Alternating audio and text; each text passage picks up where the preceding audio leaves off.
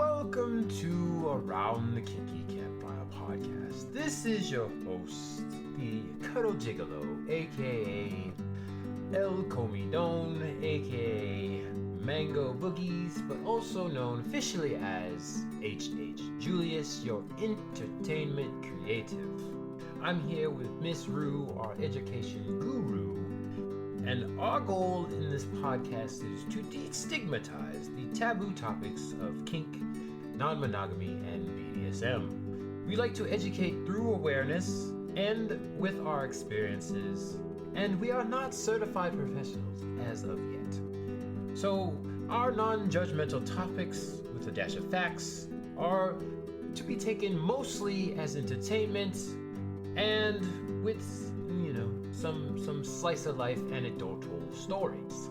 Your opinions, lifestyles, and or way of thinking may not be in alignment with ours, but your opinion, lifestyle, way of thinking is also okay as well. And the fact that you have an opinion is valid. We're not here to change your minds. We are here just to provide a different point of view. Please join us every second and fourth Thursdays of every month, and our episodes are uploaded to all major platforms: Spotify, iTunes, Amazon Music, etc., etc. Please look forward to this coming episode, as we will start shortly, and make sure to especially pay attention to our ASR Minute, which will start very soon.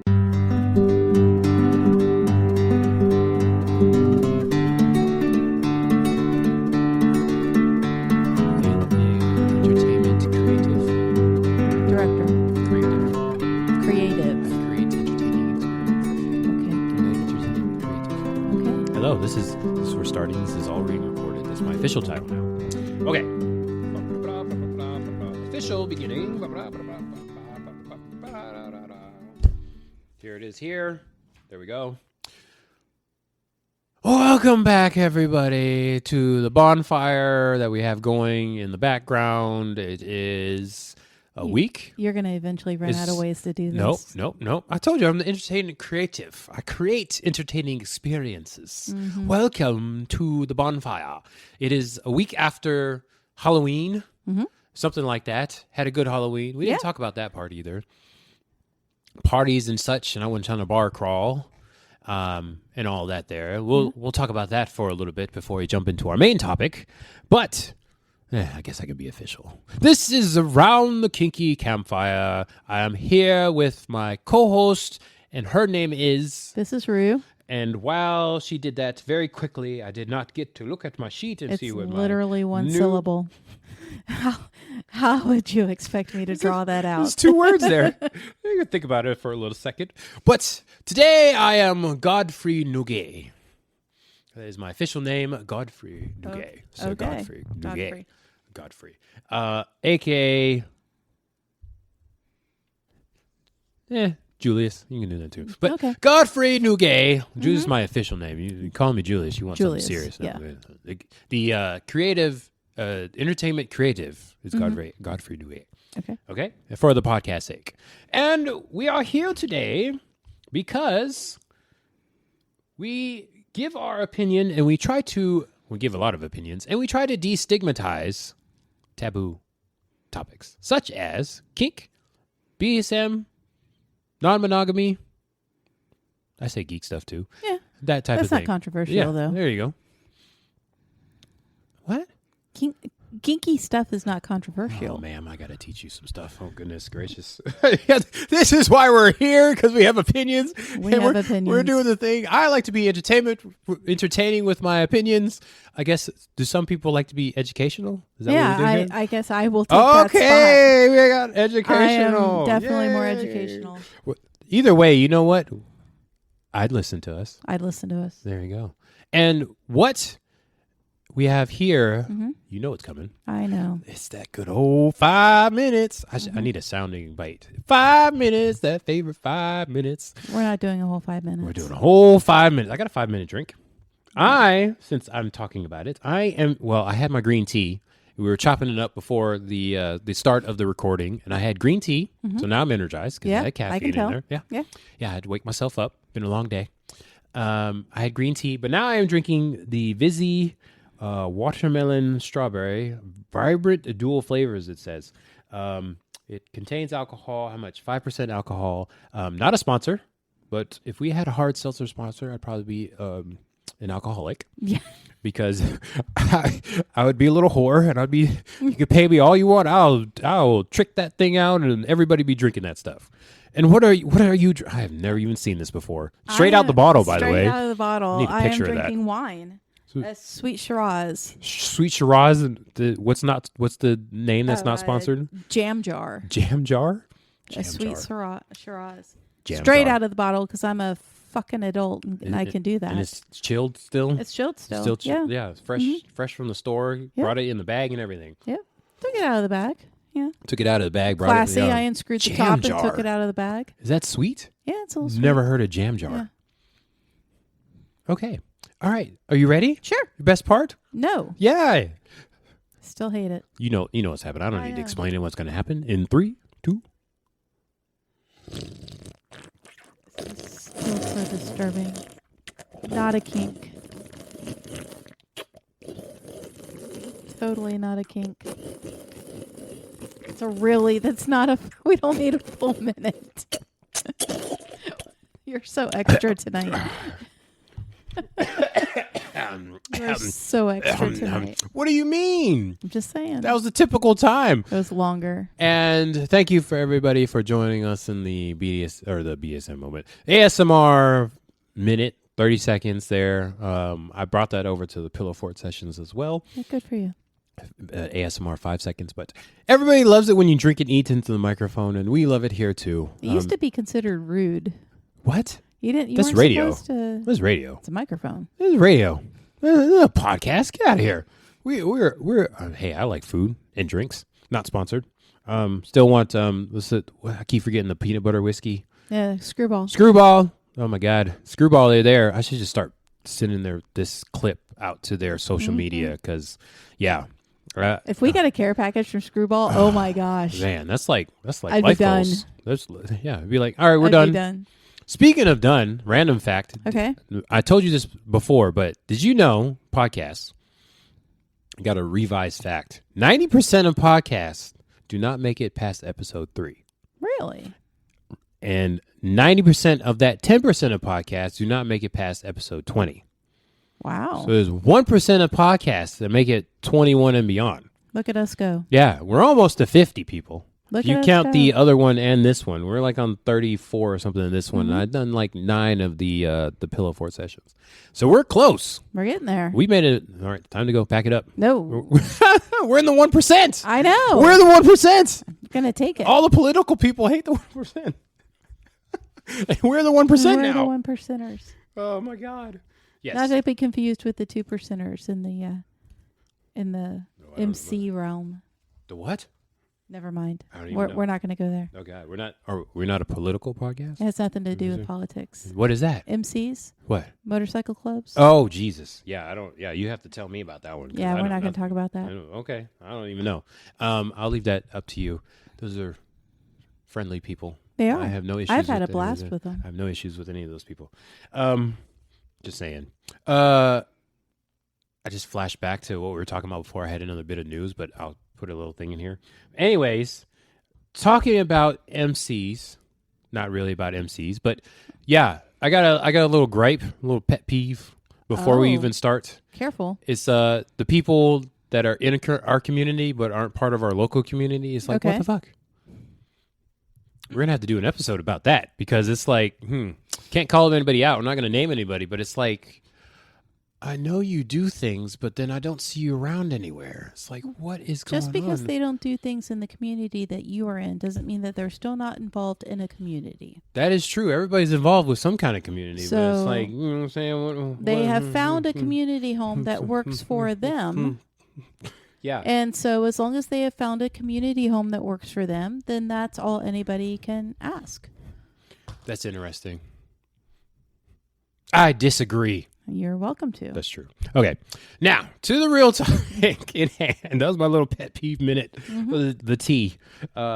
We are starting a new series. If you guys watched the last couple episodes, we were talking about fantasy versus reality, and we made it entertaining. Hopefully you guys enjoyed it. I see from the numbers that we've had a pretty steady download rate in the last 30 days. We're almost in the triple digits consistently. I don't know why it goes up and down at certain times. I still have not figured that out. But you guys seem to be liking this thing. But I think we're going to start a new series based off the fantasy of reality, fantasy versus reality. We're going to be doing myths, because myths are fantasy, I guess. I'm relating that somehow. Okay. The fake stuff versus the real stuff. And we're going to start very, very broad. So join us on this journey, campsters. We are going, well, that was next time, but we are going to start with relationships in general. And we're going to make this kinky and non-monogamish, and I'm going to throw my demisexuality and my queerness in there at some point as well. So yeah, we the letter community, we got to throw that in there some way. We're not really heteronormative here. It's always weird to me. Okay, so most of the podcasts, this is another generalization, are heteronormative.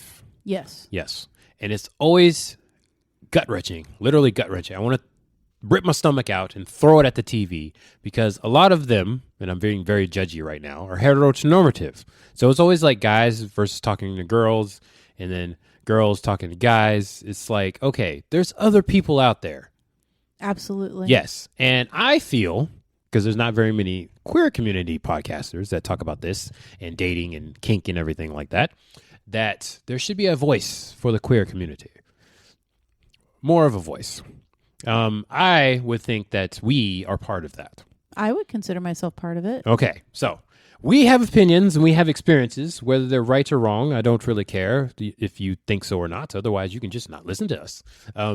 That we can share with y'all, campsters. So we're going to go through this series and give our experiences and opinions, okay?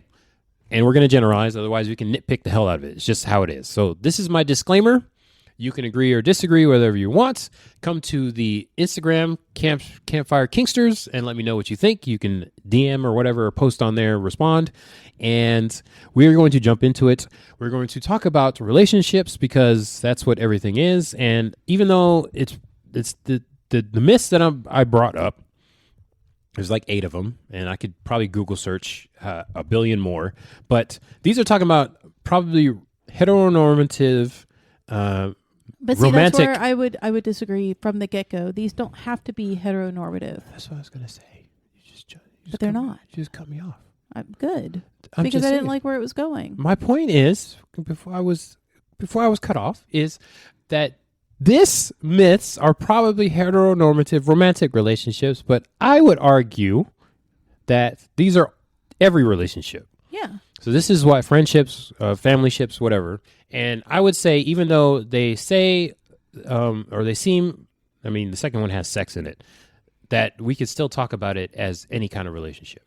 And we can turn it kinky and all that other stuff as well. So, because I'm pretty sure there's not a whole lot of that out there. I'm just making a huge generalization that people aren't really talking about dynamics. I don't know if you've heard a lot of stuff. Yeah, in general, there's not a whole lot of things talking about dynamics. Okay, so we're going to include that in there as well.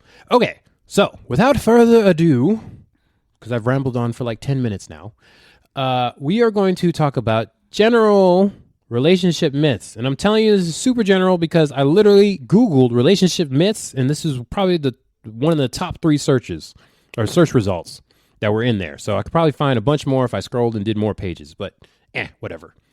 I'll make this entertaining either way, because that's my new title. Entertainment Creative. Hit me up. Anyways, myth number 1. Love is shown through grand gestures and expensive gifts. Do you have an opinion before I break down what they're talking about? Yeah, I think that's total bullshit. Because that is literally the beginning stages of love bombing. And that is something that does not define love or a successful relationship at all. So, no, to me, it's the exact opposite. My opinion is, love is shown through the small things. It's what happens when nothing else is happening. To me, is love. And even love can be defined in a bunch of different ways. Like, what's love to you? Yeah. Right? So you can do the research and you can do all the tests like the love languages and relationship languages. They have all different kinds of tests you can do, of course. But to me, if I was to interchange love with like dynamics is shown through grand gestures and expensive gifts. Well, it's the same bullshit because a dynamic is another form of a relationship, right? I don't need grand gestures. You can't always do the grand gestures. It's not sustainable. And so if you define your relationship and define love simply through the big things that aren't sustainable, what's left when it's not? What's left when somebody has pneumonia and can't do the grand gestures?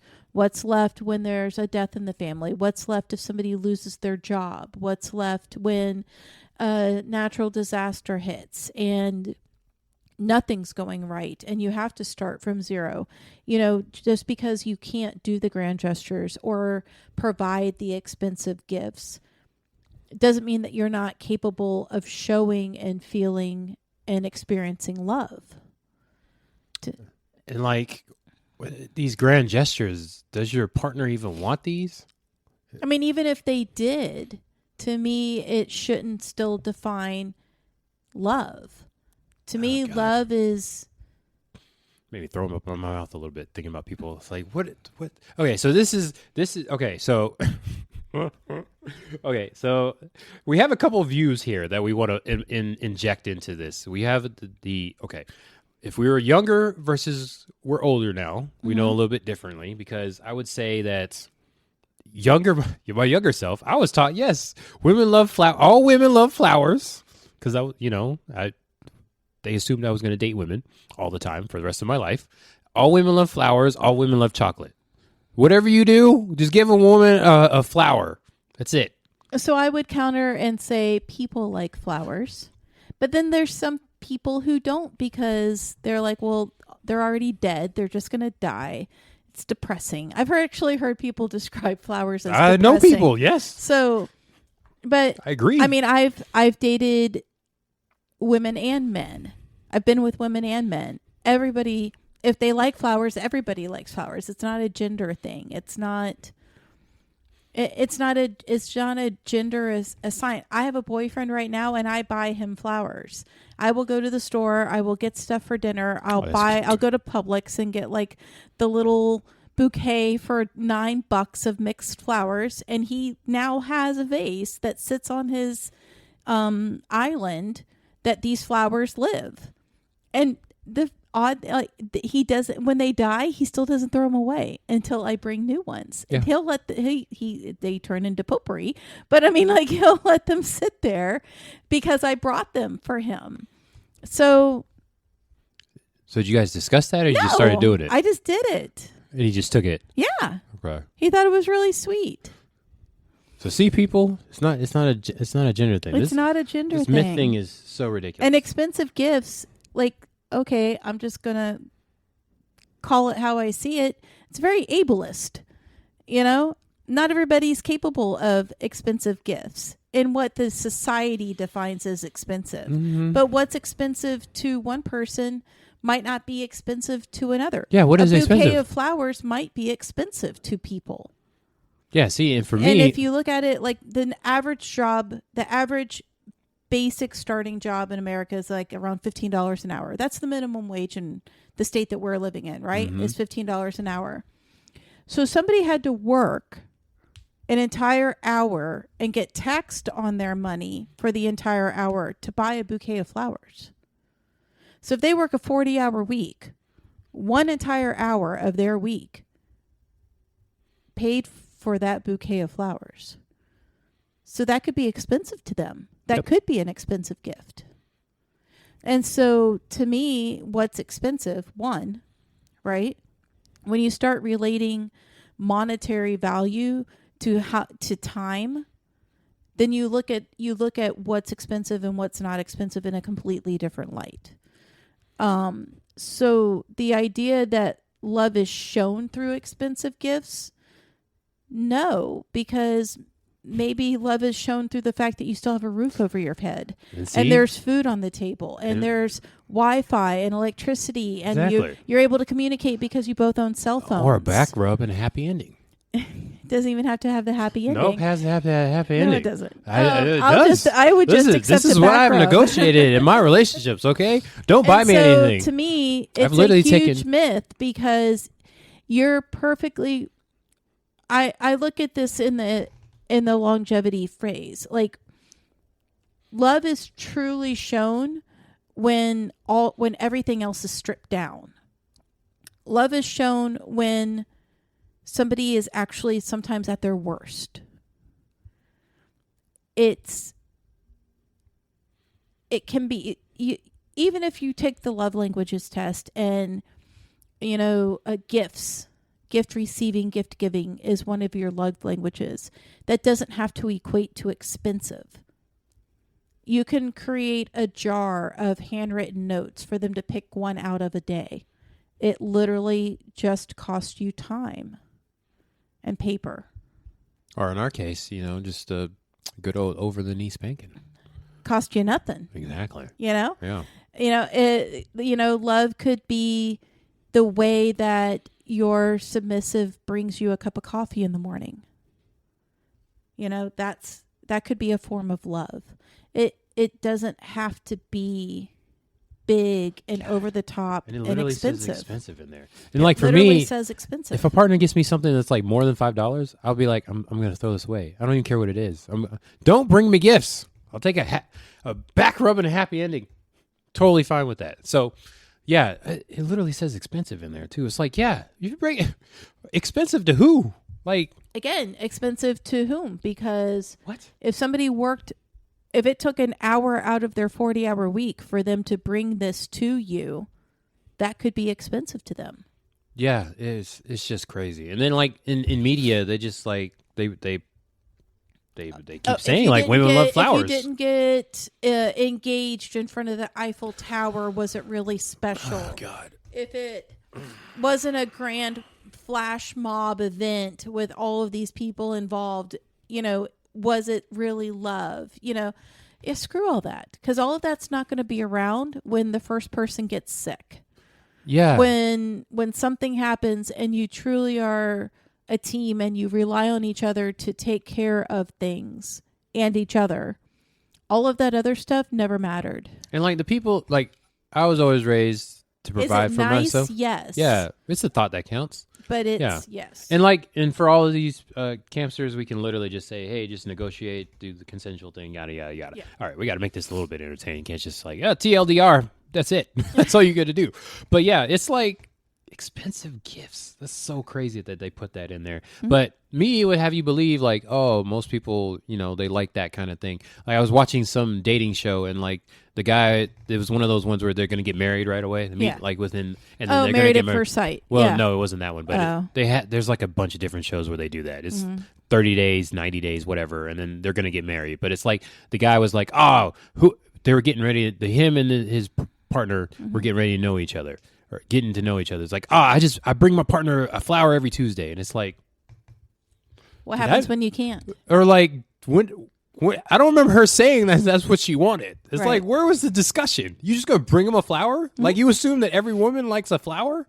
It's like, and he was like upset if like nobody wanted that. It's like, how about you talk to the person and say, do you like flowers? Mm-hmm. Do you like chocolate? But the same goes for kink and dynamics. Exactly.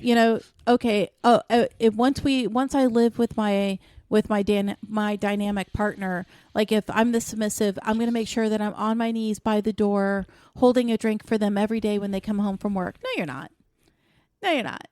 You're not really going to be able to do that, because then what happens if like there's company? What happens if you're sick and you physically can't kneel on the floor? Ms. What Rue, happens? Have you been reading Reddit? No, I don't read Reddit. That was just a post I read. What if they're an hour late from work? You're going to kneel there for an hour because you didn't know they were going to be an hour late. Like, no, it's hot. Don't get me wrong. It's extremely hot. Is it sustainable? No. So can it be planned? Yes. Can it be looked forward to? Absolutely.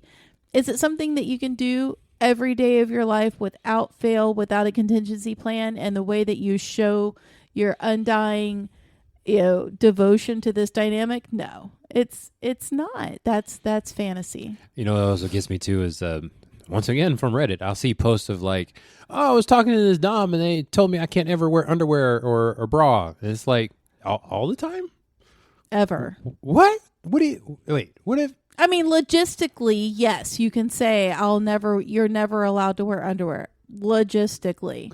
However, I've been through some surgeries.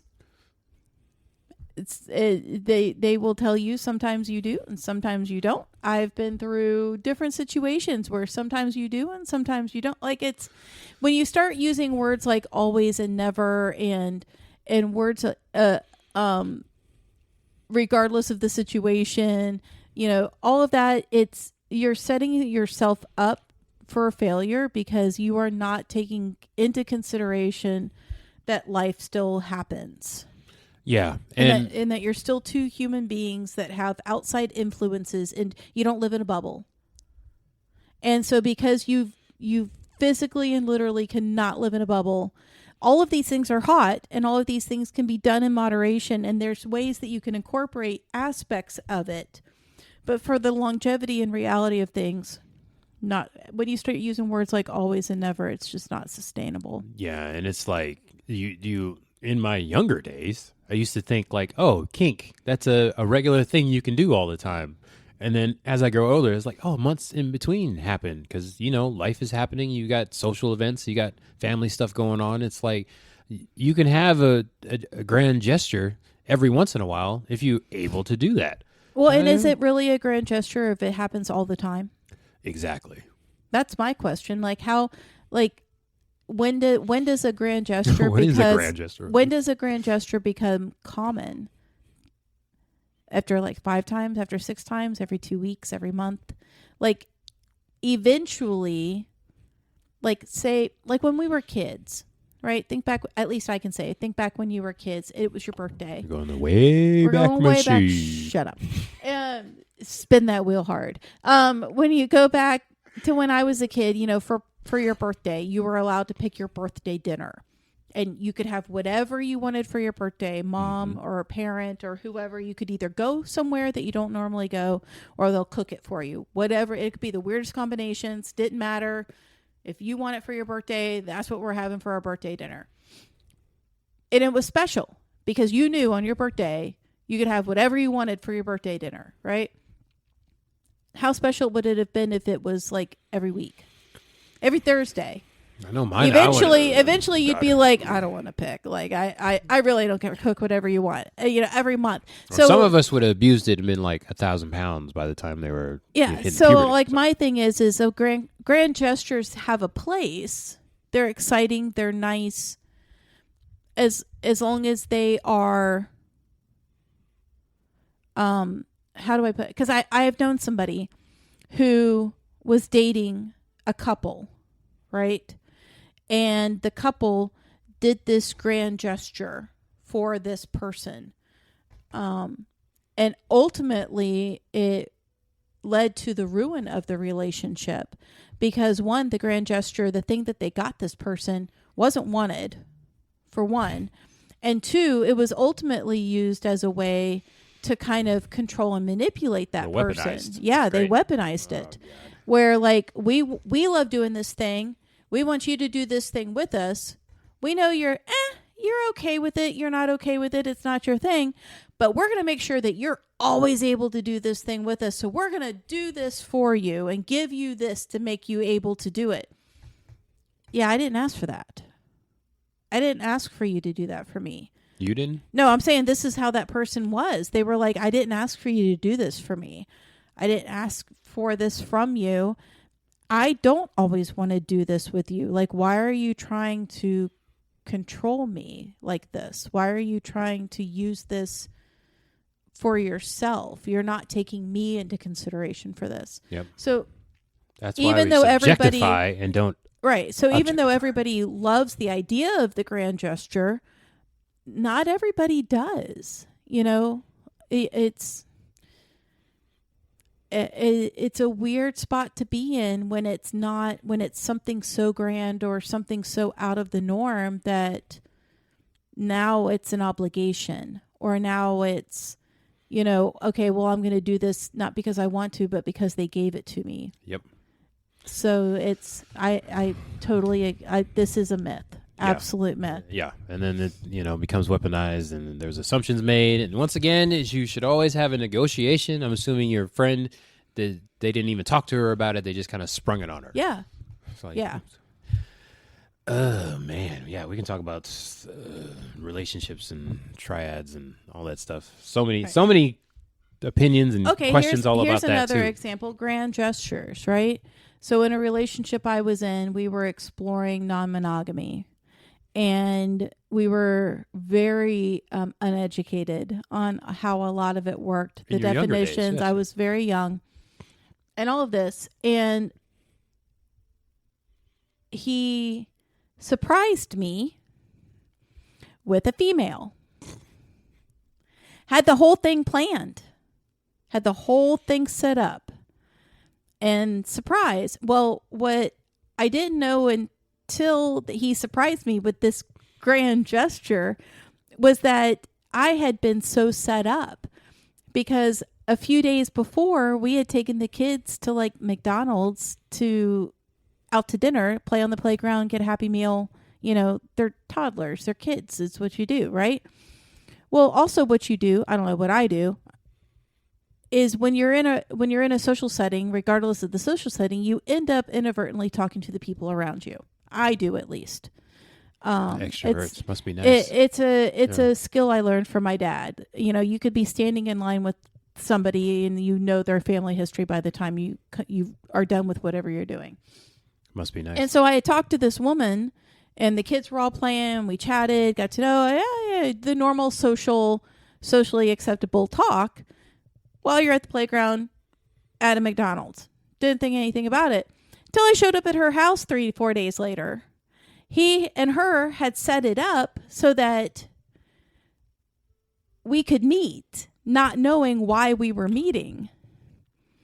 So next thing McDonald's? So what the fuck? We show up at her house, and I looked at her and I was like, I know you. And she was like, yeah, we thought it would be easier if we had already met. Oh my God. And I was just like, so I'm the only one not in on this, right? Like it was. See, I wouldn't talk to anybody out anywhere ever again after that. Big grand gesture, not necessarily wanted, done correctly, all of that. So, yeah. So always be careful about, even in non-monogamy. Okay. So you and your partner are experiencing and exploring non-monogamy. You don't surprise partners on them. You don't set up grand gestures of meeting and all of this for them. Please always get them involved in all of the planning. Please make sure it's something that they actually want to do beforehand. Have a conversation. Have all the conversations if you have any inkling or desire for it to be successful. Please. Assumptions without discussion lead to resentment. Can't make assumptions. This is why we talk to our partners. Did you get that off of Reddit? Because I'm not on Reddit. I could have sworn I read that post not too long ago. Yeah, no, this is real life experience right here. It's literally all non-monogamy Reddit. Oh yeah, my partner is very sexual, and then thinks we should be open to fix the relationship. Surprise! I brought somebody home. My no. God. Oh yeah. We don't surprise people with people. Please don't. Oh man, that's very triggering. Oh God. Yeah, all the time. It's like, no, leave them. They need to do this. No, that's not how you fix a relationship. You don't get into non-monogamy. I have to be really serious right now. Yeah. Oh, my God. Okay, speaking of, going to myth number two, which is funny. Oh, no. Hold on. Okay, so that takes us to myth number 2.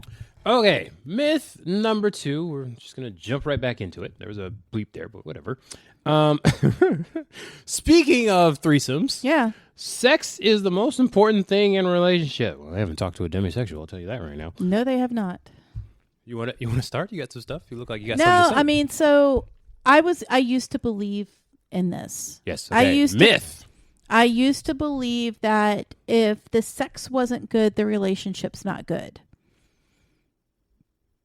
I used to think that if they weren't sexual with you, they weren't into you. Right? I've had experiences in relationships now where I had always been able to separate sex and intimacy. Mm-hmm. I'd had threesomes. I've had one night stands. I can have sex with them and not be intimate with them. But in a relationship, for some reason, my mind related sex and intimacy together. I didn't view spending time on the couch watching a movie as intimate. I didn't view cuddling as intimate. To me, sex was intimate when you're with your partner. And so it really took me being in relationships where my partner does not have a sex drive, is asexual or demisexual, right? And for me to realize all of the spectrum that intimacy can be.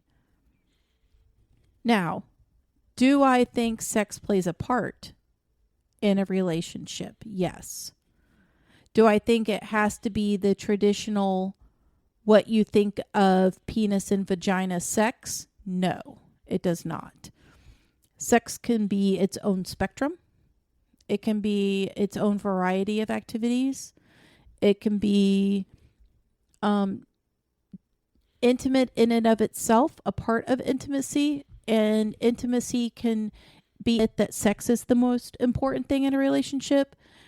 I would counter that with saying intimacy should be an important part of the relationship. Yeah, especially with intimacy, if you're not, God, okay, so there's a bunch of different relationships. We're talking a partner relationship right now. We're talking partner romantic relationships.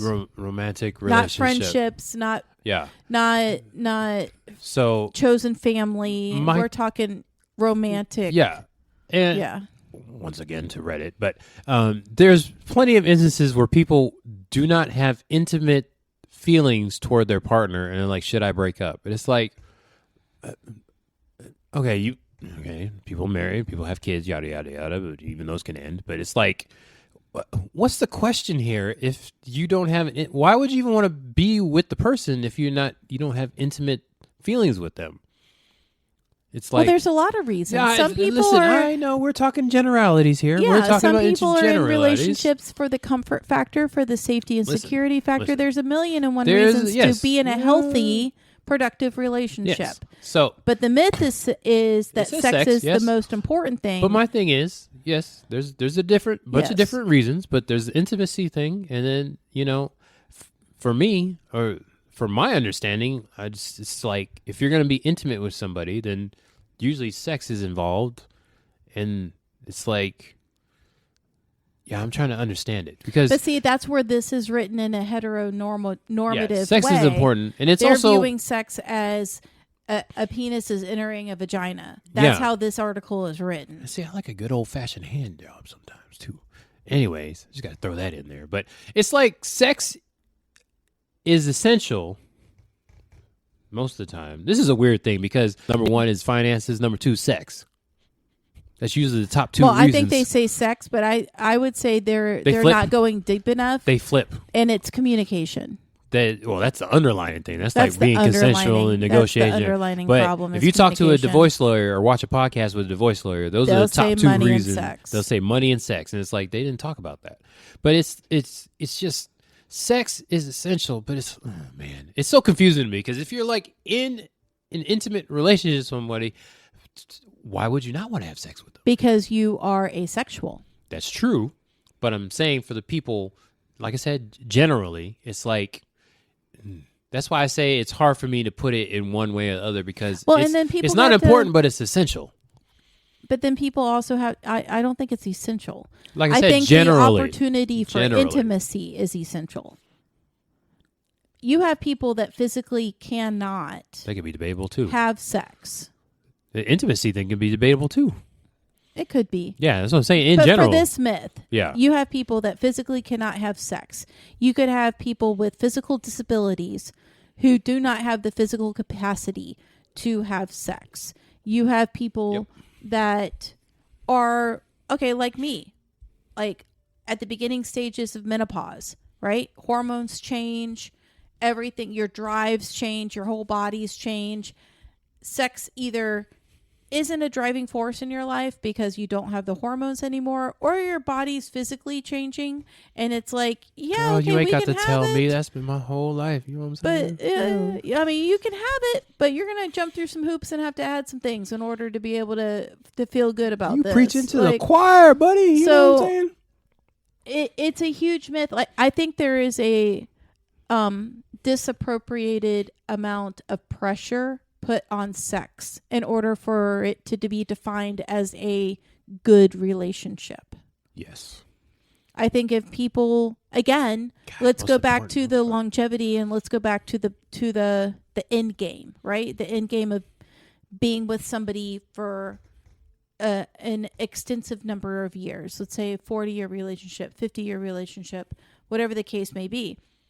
You're going to eventually get to an age where you physically aren't capable of sex, but that doesn't mean it's not a good relationship. Most of the time. Doesn't mean it's not important. Most of the time. Betty White was going. Betty White was going.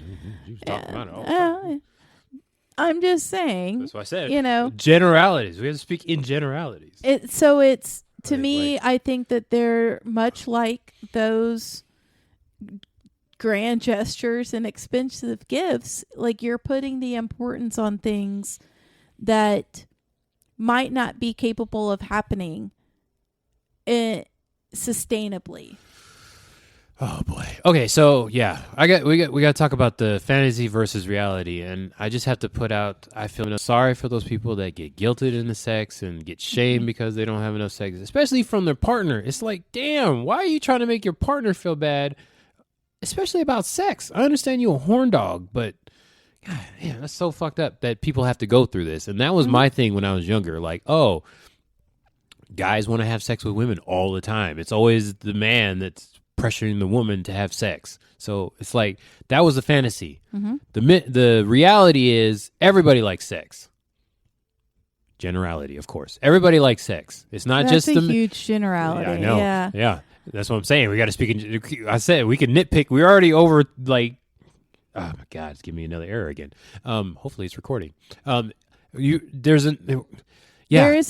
we can of nitpick people the hell out of there. this. Yes. But my point is, everybody likes it. When I realized that, like, oh, there are women that have higher libidos than men, that broke my brain. I'm like, holy shit. Yeah. I was like, I'm not broken. For the people that are out there, it's like, I don't, sex is not the focus. And like, I can't just have sex with random people. It's like, I have to have a conversation. And then every relationship I was in, even from the beginning, the woman I was with wanted to have sex more than I did. Yeah. I thought something was wrong with me. Now, based on this article, based on the way it's presented out to the world in a heteronormative, monogamous fashion, when you have one partner that is no longer sexually interested or interested in sex at all, you got to guilt the shit out of them. I can see where they're going to come up with this myth that sex is important. Like, that again, they won't have sex with me anymore, so I want to divorce them. It's the funny thing too. Like, I'm thinking, just because of all the research that I've done, it's like, what did you do? It's actually not about the sex. It's like, what have you been doing? Sex. Like, it's never about I'm the just, sex. I'm good. Once again, generalizing, I'm just going to be a piece of shit, and then I'm expecting my partner to just always want to have sex with me. It's like, you do not have a magical dick. You do not have a magical pussy. You don't have those magical body parts that don't exist anywhere else in the world that like, everybody's bowing down trying to get a part of. And it's always funny because I hate to break it. I don't care how good it is. It is. There is better. There is better. All these different things. It's like, I don't know. Maybe you gain some weight. No, don't even go there. Don't even go there. I'm going to go there. I'm going to go there because age happens. We're going to fight. Age happens. I can't stop aging. But you can do something about it. Bullshit. Okay. Like I said, there's Bullshit. Hygiene. There's all kinds of reasons. Hygiene things. People get stressed Ultimately, out. it's not about the sex. It's about other things that are being attributed to sex. And my viewpoint and my personal point too is like, what are you doing yourself? Like, you expect your It partner... might not have anything to... No, you can't say that. It might not have anything to do... But my first step is to check yourself, though. You can check yourself. There you go. You can check yourself. And then there is, at the same time, it could have absolutely nothing to do with you. That's true as well. Like I said, we can talk about generalities, but I'm just saying to the people that, like, why is my partner? And just come to find out, maybe you picked on them for something. Like, oh, yeah, you did this. And it's like... You didn't even realize you were picking on them, and then that turned them off. Right. Yeah, there's usually something, again... It's never about the sex. Generalization, something you were probably doing and then didn't realize you were doing or not doing. Maybe if you just, like, washed a dish. Maybe they, look. Well, I mean, couples have babies. That right? too. Couples have babies that come into the home 2 or 3 different times. Sex just is not something that you have a priority with. It's not on your list of to-dos. It's not even on your list of radar. Like, you're like, sex what? Yeah, I just want sleep. I'm just wanting sleep. And if you're not having sex when you bring a baby into a house, it doesn't mean that the relationship's bad. It doesn't mean it. Like, there's too much importance put on it. Some of us just forget about sex in general. As long as you are communicating about it, as long as you guys are communicating in regards to what direction it's going, why it's going, are we both okay with where it's going, then that's what's important in the relationship. Got to communicate. Once again, consensual. Negotiations. Have a conversation. Speaking of conversations, we're just going right into the next myth. Having arguments is a bad sign. That is horrible. It's like, hey. Okay, so I will say, Ugh. it's all in how you choose to argue. Yeah. Name calling, yelling, now, raising your voice. Now, if your argument style, like your love language, if your fight language, if your argument language is manipulation, degradation. I probably say it wrong. Discombobulation. Right. Yeah. Okay, now it's a bad sign. Now you're just an asshole. Yeah. People tend to, here's my biggest pet peeve with relationships. Is the tea. People think that just because you're in a relationship, you're supposed to be this cohesive one thing. That is your identity now. I call bullshit, because you were 2 individual people with 2 individual experiences, life paths, education experiences, life experiences and opportunities that came together and now chose to navigate life together. You never stopped being individuals. Miss Rue, I got a question. No, you never stopped. I got a question. You never stopped being individuals. Wait. You just happened to be individuals that decided to make a team to navigate life. I got a question. Yes. So you're saying if I decided to date somebody, they're not just going to be perfect as they are? They're supposed to just fit into my life? No. However? No? Nobody's perfect. What? What do you mean? I chose to date this person. They might be perfectly acceptable to you, but nobody is ever going to be perfect. Perfection doesn't exist. You're trying to tell me they're not going to know what all my needs and wants are right off the bat without me having to tell them? No. Oh. They are not going to know these things. God damn it. I know. So, yes, you're going to have disagreements. Yes, you are going to have arguments, because you have 2 individuals that are choosing to live their life together in whatever capacity they're doing it together. And you're not always going to agree on the same thing. It's all in how you choose to disagree. That's the key. It's all in how you choose. So yes, have the arguments. Have the disagreements. But have them in a way, the way that I like to describe it is, like the person that I'm in a relationship with, my partner and I, the problem isn't between my partner and I. There is a problem, and my partner and I should be us against the problem. Yes, should be a team. So say it's financial. Okay, we need to financially be at this spot. We want to buy a house. We want to buy a car. We want to pay off debt. whatever the case may be. It's not you're spending too much money, I'm not making enough money. It's not about you and I. You and I are not the problem. The problem is there's not enough money. And how are we as a team going to fix that problem?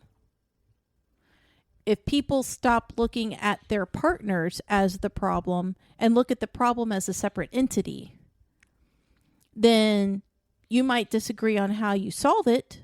That might be the discussion, but then it's never about your partner. You're just trying to problem solve. You're trying to collaborate and come up with a way that you guys can both successfully attack the problem together and not each other. Yeah, and just even broadly, just to like put a pin in that kind of thing is, why in society is it a thing of men versus women in a relationship? Who made that thing? That's a 1940s, 50s thing. Yeah, that still carries on to sometimes even now. It's like, you're supposed to be a team. Why are you fighting against each other? It's like this boys versus girls thing, and it's they're fighting each other because back in the 40s and 50s, before the 40s and 50s, you can go as far back as you would like to go far back. There has been societal norms that have been assigned to genders, right? And so these societal norms have been perpetuated throughout the generations. Back in your... Shut up with the old jokes. These societal norms have been perpetuated through the generations. I appreciate you, buddy. Nah, shut up. I love all your experiences. Not to fix these societal norms that have been placed on the genders, but to adjust them to what's going on into society at that moment. And so nobody ever stopped and thought, and they actually played on these societal norms through marketing, television, radio. All of these things did not help the situation. God. They only perpetuated the situation. And so now fast forward, we'll say couples in their 30s are products of people who were still raised by 1950s households.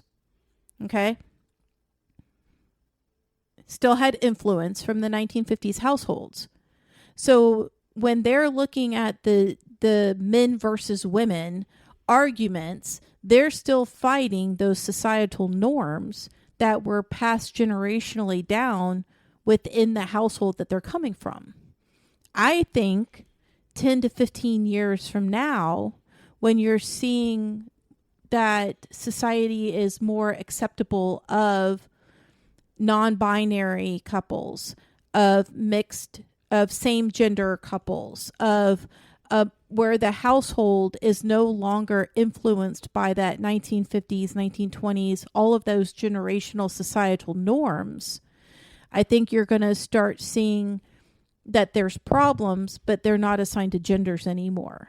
Because you have households that have two men, you have families that have two non-binaries, you have transgender parents, and they are not perpetuating those societal norms. I hope so. So I hope I'm alive long enough to see that direction, the underlining direction that the younger generation is going to be pushing.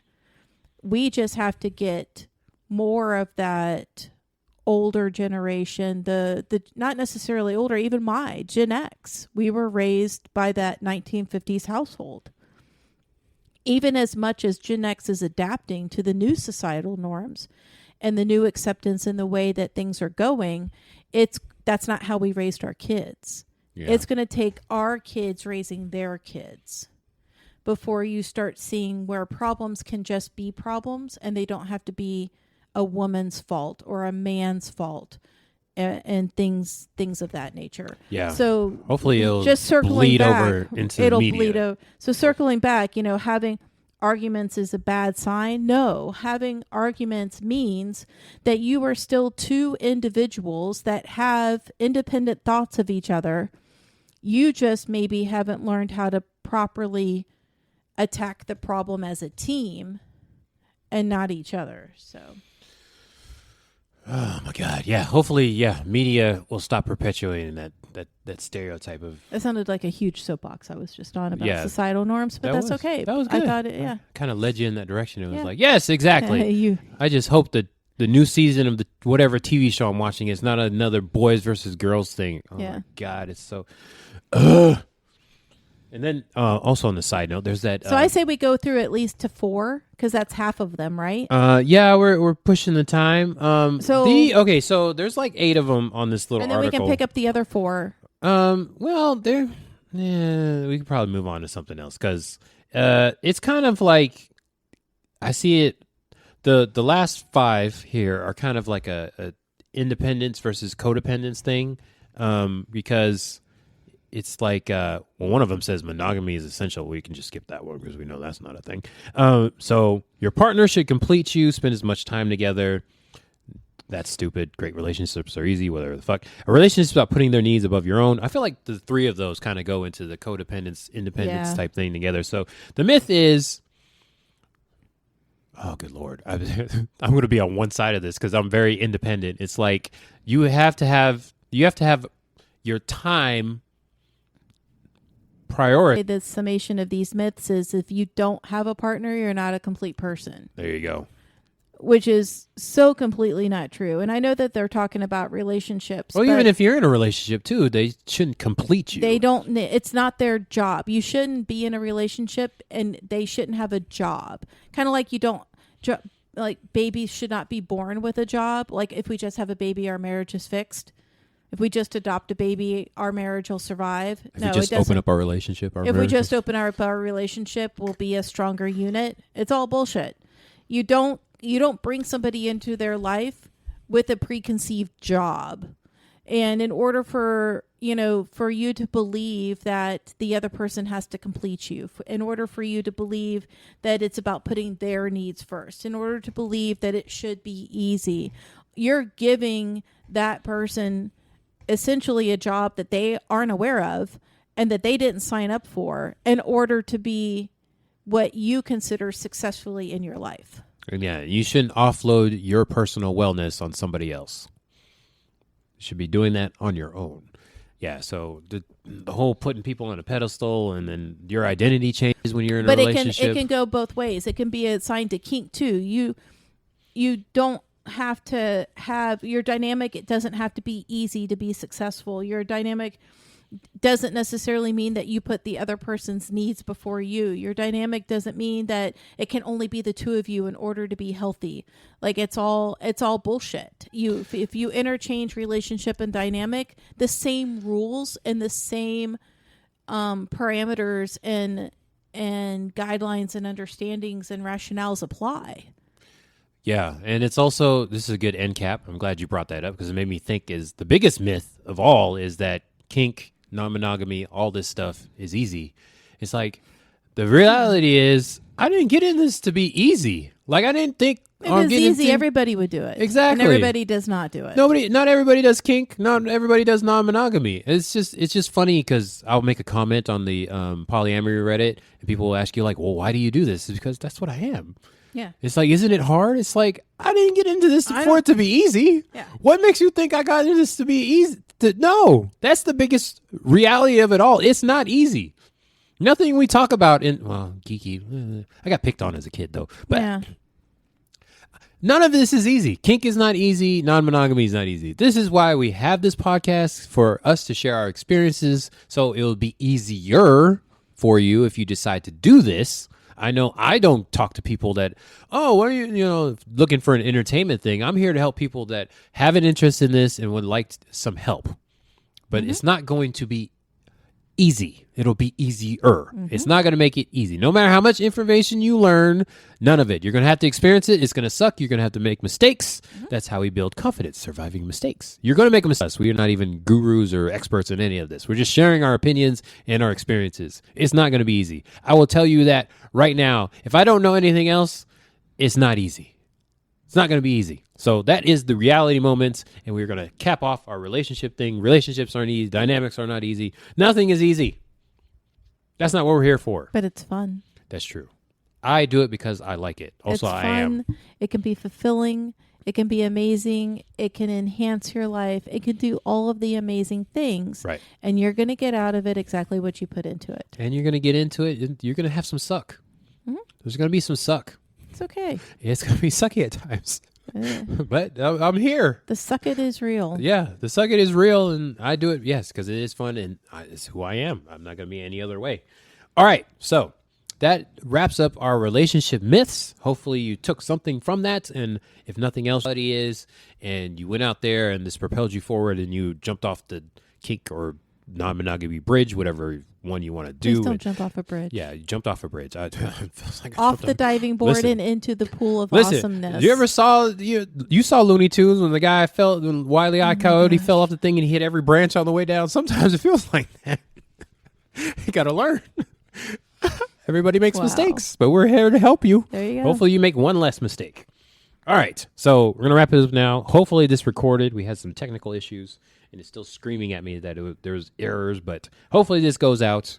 Once again, we bring out new episodes every second and fourth Thursdays of the month with little pillow forts in there sprinkled in. Let's see. We have our IG. Go to Campfire Kinksters to follow us, and then you can write us and tell us what you think. Other than that, that's pretty much all the promotion. Yep. Not you go first. This is Rue. And this is Godfrey Nouget. There you go. And this is Around the Kinky Campfire. I guess I can say it right. Thank you. And hello. Goodbye.